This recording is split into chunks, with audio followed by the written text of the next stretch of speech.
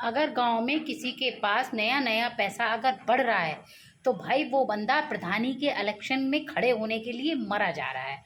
और कहीं अगर पड़ोस के पप्पू भैया इससे कह दें कि भाई तुम तो इलेक्शन लड़ लो, तुम तो जीत जाओगे भारी मतों से, तो भाई ये तो पागल दीवाना मस्ताना हुआ जा रहा है। रात के 2-2 बजे तक पप्पू भैया के पास बैठ रहा है ये। और पप्पू भैया भी इसको रोज़ 1500-2000 वोटों से जिताकर ही घर भेजते हैं। भाई आलम ये है कि इसके घर जो भी कुछ बन रहा है तो एक कटोरी भर के पप्पू भैया के यहाँ जरूर जा रहा है।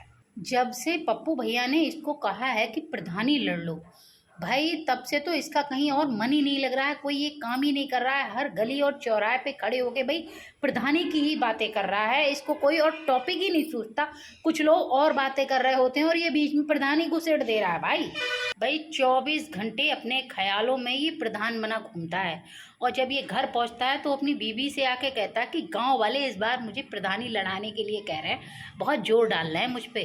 तो ऐसा करते हैं, अगर महिला सीट आई तो तुम प्रधानी लड़ लेना, और अगर पुरुष सीट आई तो मैं प्रधानी लड़ लूँगी।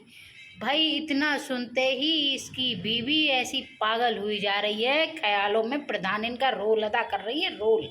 और अपनी बहनों को फ़ोन लगा दे रही है, सुनो ऐसा है अब कि ये सोच कर रहे हैं कि तुमको प्रधान ही लड़ा दे, महिला सीट आई तो हम लड़ लेंगे और अगर पुरुष सीट आई तो ये लड़ लेंगे।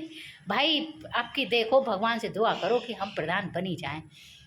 ऐसा रोल अदा कर रही हैं इनकी मैडम। भाई इस प्रधान की औरत का ये हिसाब है, ये किसी को एक गिलास पानी तक के लिए नहीं पूछती है।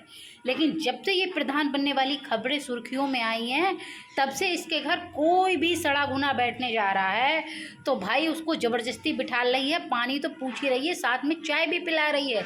और अगर कोई मना करता है कि चाय नहीं पियेंगे, अरे अरे थोड़ी पी लो, अरे थोड़ी थोड़ी पी लो, अरे प्योर दूध की बना के देंगे, अरे बैठो भाई तुम्हारे चक्कर में हम भी थोड़ी पी लेंगे। फिर भी कोई अगर मना करता है तो कहती है कि भाई अच्छा अच्छा रुको, अमरूद रखे हैं, अभी कल तुड़वाए थे मैंने, भाई अमरूद ताज़ा ताज़ा काट के ला रहा है, अमरूद तो खा लो नमक छिड़क के, अरे ऐसे मत जाओ हमारे घर से बिना कुछ खाए। ये हिसाब है इसकी औरत का। तो भाई साहब इसकी औरत ऐसी खातिर कर रही है जैसे कि घर में आए किसी नए दामाद की खातिर की जाती है।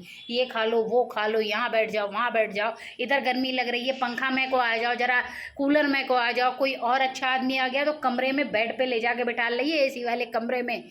जैसे ये बात गाँव में घूमने लगती है कि भाई फलाना आदमी प्रधानी लड़ रहा है, वैसे ही भैया ये छोटा मोटा त्यौहार, छोटा मोटा इवेंट तो छोड़ ही नहीं रहा है।